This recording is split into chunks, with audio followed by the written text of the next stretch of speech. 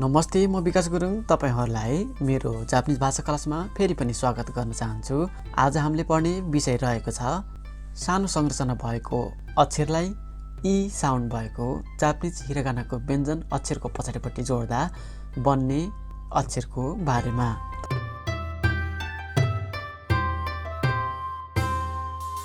तपाईहरुलाई ती दुईवटा अक्षर जोडेर बन्ने अक्षरको बनावट र त्यसको उच्चारणको बारेमा लेखेर देखाउने छु। सी प्लस या इक्वल टु स्या स्या भन्ने गरिन्छ। त्यसैगरी सी प्लस यु स्यु, त्यसैगरी सी प्लस यो स्यो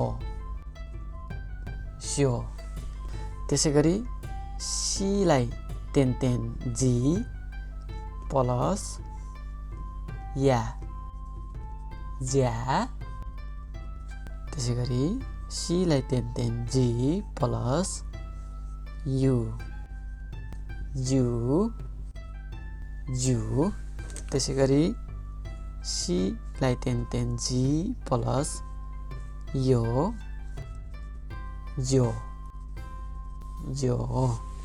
यहाँ त हामीले पढ्यौं स्या स्यु स्यो ज्या ज्यु ज्यो हो बनावटको बारेमा र यसलाई कसरी जोडेर लेखिन्छ र कसरी उच्चारण गरिन्छ भन्ने बारेमा पढ्यौं। एक पटक पढेर देखाउने छु। सी प्लस या स्या स्या, यो भनेको पछाडिपट्टि ई साउन्ड भएको हिरागानाको व्यञ्जन अक्षर सी ई सी। त्यसैगरी यो भनेको सानो संरचनाको अक्षर, यसलाई चाहिँ लेख्दा पनि सानो बनाएर लेख्नु होला। त्यसैगरी सी प्लस यु सी यु स्यु स्यु, त्यसैगरी सी प्लस यो स्यो, त्यसैगरी जी प्लस या ज्या जी प्लस यु ज्यु जी प्लस यो ज्यो।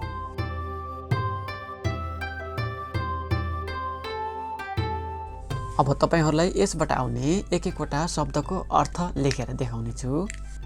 यसलाई स्या, यसलाई स्यु भन्ने गर्दछ, यसलाई स्यो भन्ने गर्दछ, यसलाई ज्या भन्ने गर्दछ, यसलाई ज्यु भन्ने गर्दछ, यसलाई ज्यो भन्ने गर्दछ। यो भन्दा पहिलेको क्लासहरुमा मैले यहाँनेर नेपालीमै लेखेको थिएँ। हिरागाना हामीहरूले पढिसक्यौं। अब मैले सबै हिरागानामा लेख्ने छु। स्याबाट सी प्लस या सिन, स्यासिन भनेको PHOTO फोटो, तस्विर हामीहरूले मोबाइलबाट अथवा क्यामेराबाट खिच्ने गर्दछौँ, त्यसलाई नै स्यासिन भन्ने गर्दछ। त्यसैगरी स्यु स्यु माचु, स्यु माचु भनेको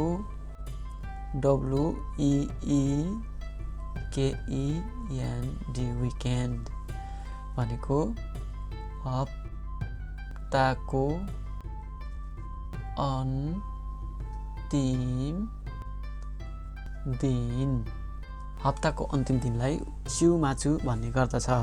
त्यसैगरी स्यो स्यो रु ई स्योरुई भनेको कागजपत्र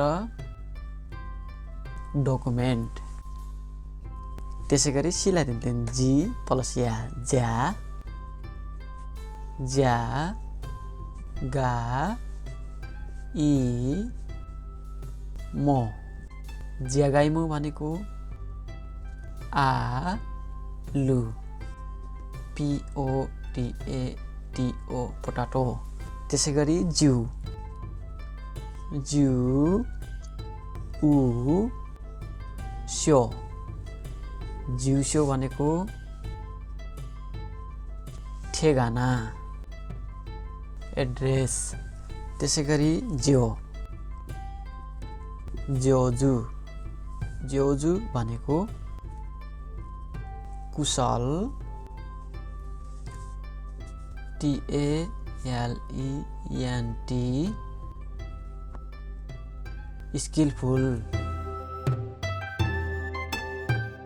अब त्यसै गरी च्या च्यु च्यो ज्या ज्यु ज्यो को बारेमा पढ्ने छौं यसको बनावट लेखेर देखाउने छु ची प्लस या च्या च्या त्यसै गरी ची प्लस यु चु चु ची प्लस यो च्यो च्यो त्यसै गरी चीलाई तेन जी प्लस या ज्या ज्या त्यसै गरी जी प्लस यु ज्यू त्यसै गरी जी प्लस यो ज्यो ज्यो त्यसै गरी हामीहरूले पढ्यौं च्या च्यु च्यो ज्या ज्यु ज्यो को बनावट अथवा लेख्ने तरिकाको बारेमा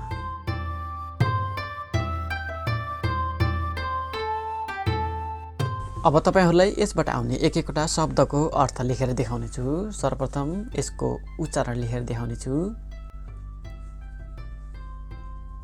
च्या भन्ने गर्दछ च्यु भन्ने गर्दछ च्यो भन्ने गर्दछ यसलाई चाहिँ ज्या भन्ने गर्दछ ज्यु भन्ने गर्दछ ज्यो भन्ने गर्दछ अब यसबाट बन्ने शब्दहरू यस प्रकार छन् च्याबाट बन्ने शब्द ओ च्या ओ च्या भनेको ग्रीन टी त्यसै गरी च्युबाट च्यु स्या च्युस्या भनेको YRINGE सिरिन्ज सुई जस्तो हामी बिरामी हुँदाखेरि डाक्टरले लगाइदिने सुई त्यसलाई चाहिँ च्युस्या भन्ने गरिन्छ सिरिन्ज सुई त्यसै गरी च्यो च्यो उ च्यो च्यो उ च्यो भनेको BUTTERFLY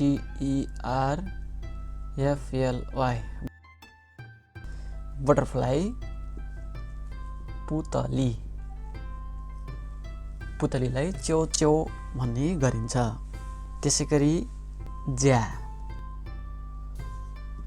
दोन बु री दोमबुरी ज्या वान दोमबुरी ज्याहान भनेको RICEBOWL यसबाट सुरु हुने अक्षर नभएकोले यसलाई बीचमा लिएर शब्द बनाएको छु दोमबुरी ज्यावान भनेको राइस बल जस्तो जापानिजहरूले चाहिँ कटोरामा भात हालेर खाने गर्दछ त्यसलाई दोमबुरी ज्या भन्ने गर्दछ तपाईले स्क्रिनमा पनि देखाएको छु त्यो हेरेर पनि तपाईले बुझ्न सक्नुहुनेछ त्यसै गरी ज्यू से खा इ ज्यू उ सेखाइज्यू भनेको इन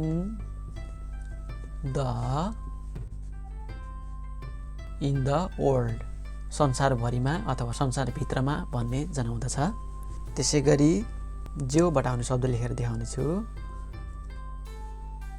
ज्यो ज्योखा भनेको